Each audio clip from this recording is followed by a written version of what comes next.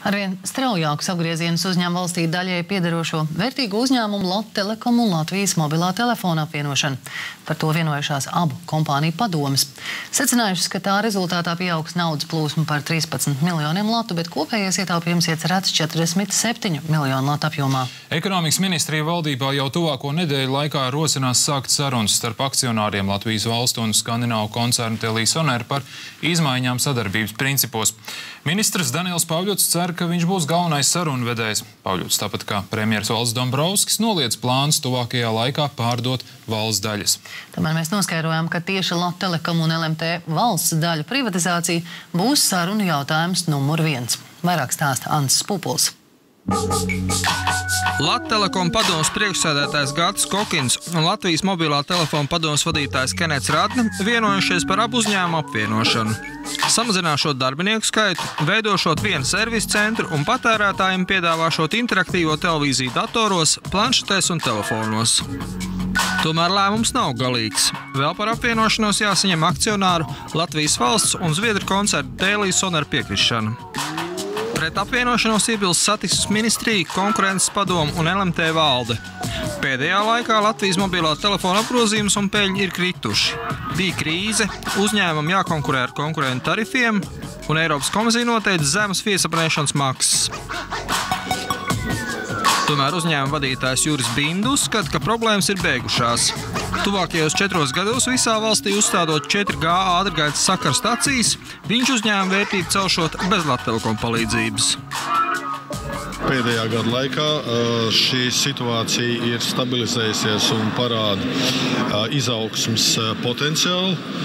Tāpēc mēs varam diezgan droši teikt, ka tuvāko 5 gadu laikā mēs varam plānot dažu procentu pieaugumu gadā, kas 5 gados varētu veidot apmēram 12–15% kopējo pieaugumu.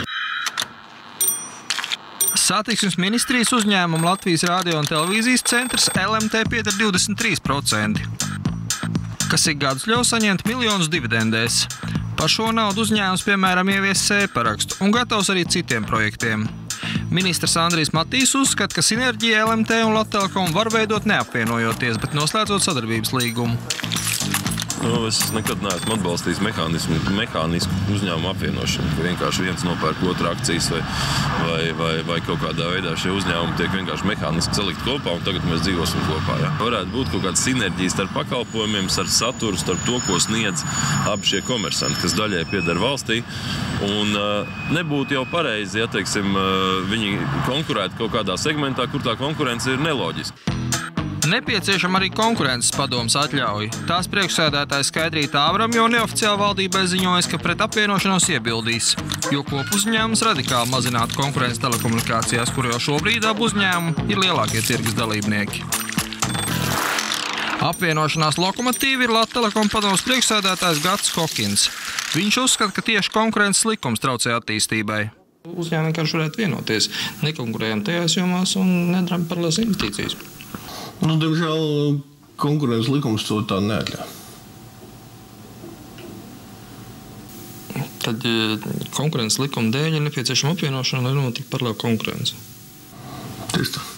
Kokins arī uzskata, ka bez apvienošanās LMT sagaidītu iznīcība, jo uzņēmumi izputinātu ārvalstu konkurenti. Līdz šim mobilais operators strādājas izšķērdīgi, neapdomājot, ka pēc pāris gadiem vairs nevarēs izmaksāt dividendes un aizņemties investīcijām. Mēs redzam, ka gan Vodafons, gan British Telekoms ir gatavi šai ekspansijai. Mēs redzam, ka reģionā notiek faktiski ļoti aktīva uzņēmuma apvienošanās.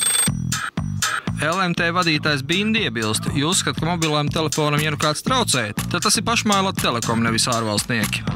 Mūsu interese, protams, ir rādīt video, tā skaitā arī televīziju, tā skaitā arī interaktīvo televīziju mobilajās ierīcēs, jo tas ievērojami paplašina klientu loku.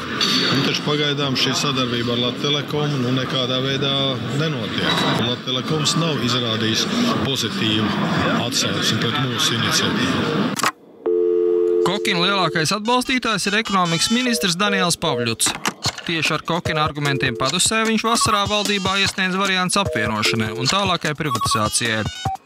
Ministri šīs idejas neatbalstīja, un tagad Pavļuts sagatavojas valdībai ziņojumu numur 2, kur privatizācija neapspriež. Mums valdībai savā ziņā ir jālūdz arī šis mandāts turpmākām sarunām ar otru akcionāru, lai saprastu, kāda risinājuma šeit ir iespējama. Savā pēdējā vēstījumā valdībai ekonomikas ministrija par Latvtelekom un LMT privatizāciju vairs nerunā. Runā par sinerģiju un integrāciju.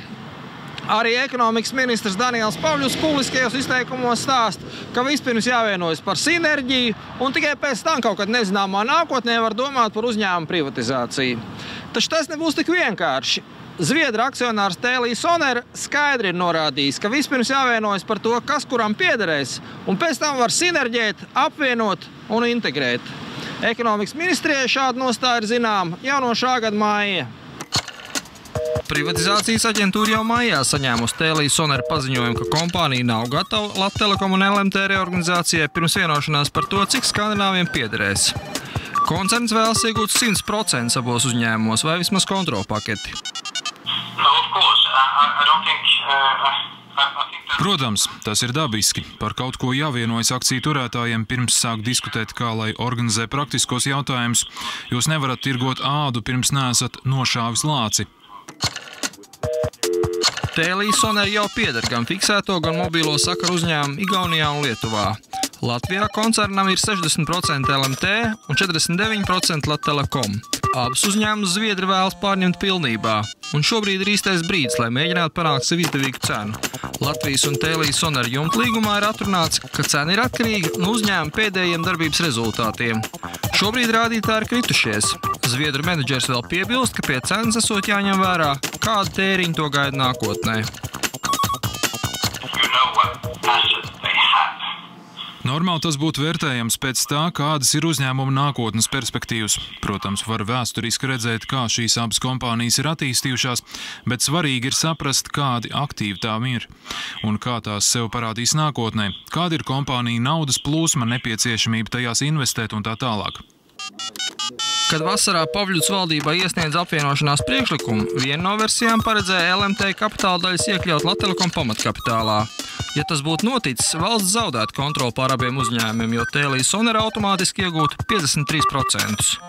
Taču tikpat skaidrs, ka agrāk vai vēlāk tas notiks, jo jau uzņēmums veidojot līgumu uz Zviedriem tika rezervēts pirmpirkuma tiesības uz valsts daļām.